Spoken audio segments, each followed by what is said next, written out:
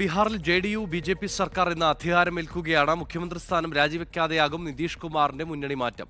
ആർ.ജെ.ഡി. മന്ത്രിമാരെ പുറത്താക്കി ബി.ജെ.പി. എം.എൽ.എമാരെ സർക്കാരിന്റെ ഭാഗമാക്കാനാണ് നീക്കം. JDU BJP. നേതാക്കൾ ഗവർണറെ കാണും. ബീഹാറിന്റെ ഭരണചക്രം ഒരിക്കൽ കൂടി ജെഡിയു ബി.ജെ.പി. സഖ്യത്തിന്റെ കൈകളിലേക്ക് എത്തുകയാണ്. ഇത്തവണയും മുഖ്യമന്ത്രി കസേരയിൽ നിതീഷ് കുമാർ തന്നെ. സുശീൽ കുമാർ മോദി ഉപമുഖ്യമന്ത്രി.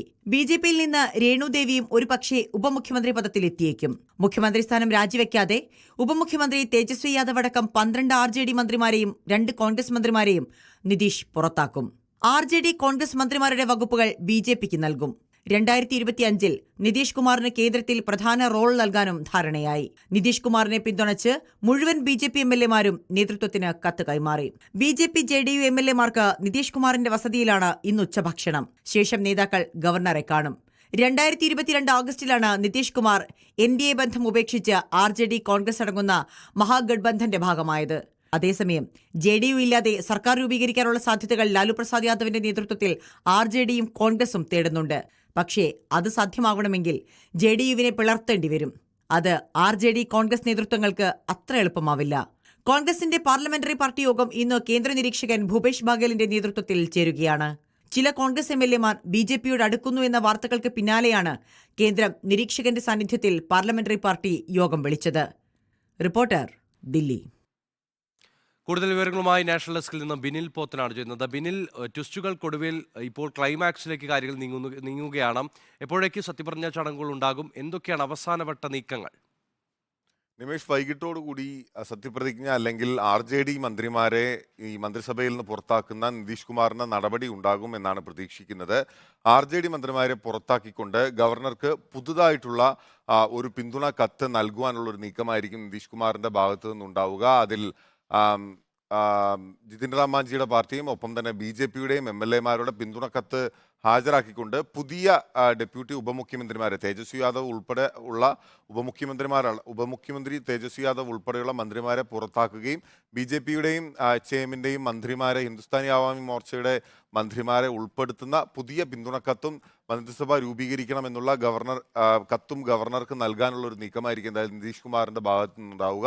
എന്തായാലും അന്തിമ തീരുമാനം രാവിലെ 10 മണിക്ക് നടക്കുന്ന നിതീഷ് കുമാറിന്റെ വസതിയിൽ നടക്കുന്ന ഈ യോഗത്തിലായിരിക്കും, നിയമസഭാ കക്ഷി യോഗത്തിലായിരിക്കും കൈക്കൊള്ളുക. അതിനുശേഷം എൻ.ഡി.എയുടെ ഒരു ജോയിന്റ് യോഗം, അതിൽ എം.പിമാർ ഉൾപ്പെടെ പങ്കെടുക്കുമെന്നും അനൌദ്യോഗികമായ വിവരങ്ങൾ ലഭിച്ചിട്ടുണ്ട്. എന്തായാലും നിതീഷ് കുമാർ ഇക്കാര്യവുമായി ബന്ധപ്പെട്ട് കാര്യമായ രീതിയിലുള്ള പ്രതികരണത്തിന് ഇതുവരെ തയ്യാറായിട്ടില്ല. ഏതെങ്കിലും തരത്തിലുള്ള പ്രതികരണത്തിന് നിതീഷ് കുമാർ തയ്യാറായിട്ടില്ല എന്നുള്ളതാണ് കോൺഗ്രസിനെയും ആർ.ജെ.ഡിയെയും ഏറ്റവും അടിസ്ഥാനപരമായി സ്തബ്ധരാക്കുന്ന കാര്യങ്ങളിൽ ഒന്ന്.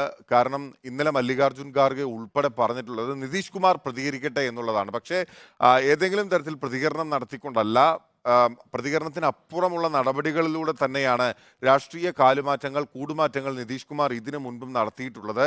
നേരത്തെ മഹാഗഡ്ബന്ധന്റെ രൂപീകരണത്തിൽ പ്രധാനമായി പങ്കുവഹിച്ചിട്ടുള്ള നേതാവാണ് നിതീഷ് കുമാർ.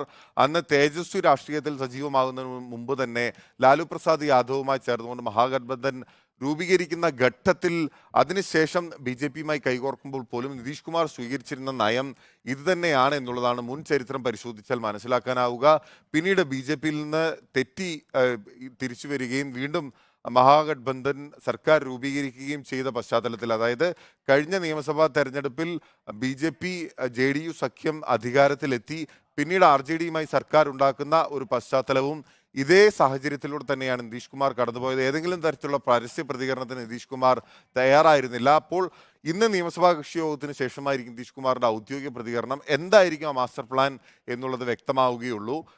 നിമേഷ് നേരത്തെ ചൂണ്ടിക്കാട്ടിയതുപോലെ തന്നെ നിതീഷ് കുമാറിന്റെ പാർട്ടിയെ ജെ.ഡി.യു പിളർത്തിക്കൊണ്ട് 10ലധികം എം.എൽ.എമാരുമായി ആർ.ജെ.ഡി സംസാരിക്കുന്നുണ്ടായിരുന്നു. പക്ഷേ അതിനെ പിളർത്തിക്കൊണ്ട് സർക്കാർ ഉണ്ടാക്കാനുള്ള ഒരു സാധ്യതകൾ ഏതാണ്ട് ഒരു 90% അവസാനിച്ചിരിക്കുന്നു എന്നുള്ളതാണ് ഇപ്പോൾ ലഭിക്കുന്ന വിവരങ്ങൾ. ഒപ്പം തന്നെ ജിതിൻ റാം മാഞ്ചിയുടെ പാർട്ടിയുടെ എം.എൽ.എമാരെ പൂർണ്ണമായും പിന്തുണ ആർജിച്ചുകൊണ്ട് ജിതിൻ റാം മാഞ്ചിയെ ഉപമുഖ്യമന്ത്രിയാക്കാനുള്ള ഒരു ഫോർമുലയും ലാലു പ്രസാദ് യാദവ് മുന്നോട്ട് വെച്ചിരുന്നു. പക്ഷേ തന്റെ പിന്തുണ പൂർണ്ണമായും നരേന്ദ്രമോദിക്കൊപ്പമാണ് എന്നുള്ളത് ഹിന്ദുസ്ഥാനി അവാമി മോർച്ചയുടെ നേതാവായിട്ടുള്ള ജിതിൻ റാം മാഞ്ചി അറിയിച്ചു കഴിഞ്ഞിരിക്കുകയാണ്. ഈ ഒരു പശ്ചാത്തലത്തിൽ ആർ.ജെ.ഡിക്ക് മുമ്പിൽ അല്ലെങ്കിൽ കോൺഗ്രസ് ഗഡ്ബന്ധന് മുമ്പിൽ അവസരങ്ങൾ, സാധ്യതകൾ പൂർണ്ണമായും അടഞ്ഞിരിക്കുകയാണ്. എന്തായാലും നിതീഷ് കുമാറിന്റെ വസതിയിൽ നടക്കുന്ന 10 മണിക്ക് ചേരുന്ന യോഗമാണ് പ്രധാനപ്പെട്ടത്. അതിനുശേഷമായിരിക്കും നിർണായക തീരുമാനമുണ്ടാവുക. 2 സാധ്യതകളാണ് നിലനിൽക്കുന്നത്. ഒന്ന് പൂർണ്ണമായും രാജിവെച്ചുകൊണ്ട് നിതീഷ് കുമാർ വീണ്ടും മുഖ്യമന്ത്രിയെ സത്യപ്രതിജ്ഞ ചെയ്യുക, രണ്ടാമതായി RJD മന്ത്രിമാരെ പുറത്താക്കിക്കൊണ്ട് പുതുതായിട്ടുള്ള പിന്തുണക്കത്ത് BJPയുടെയും HAM-ന്റെയും പിന്തുണക്കത്ത് ഹാജരാക്കി പുതിയ മന്ത്രിസഭ രൂപീകരിക്കുക. ഇതിലെന്തായിരിക്കും ഒരു അന്തിമ തീരുമാനം എന്നുള്ളത് ഇന്ന് രാവിലെ 10 മണിയോടുകൂടി അറിയാം. നിമിഷ്.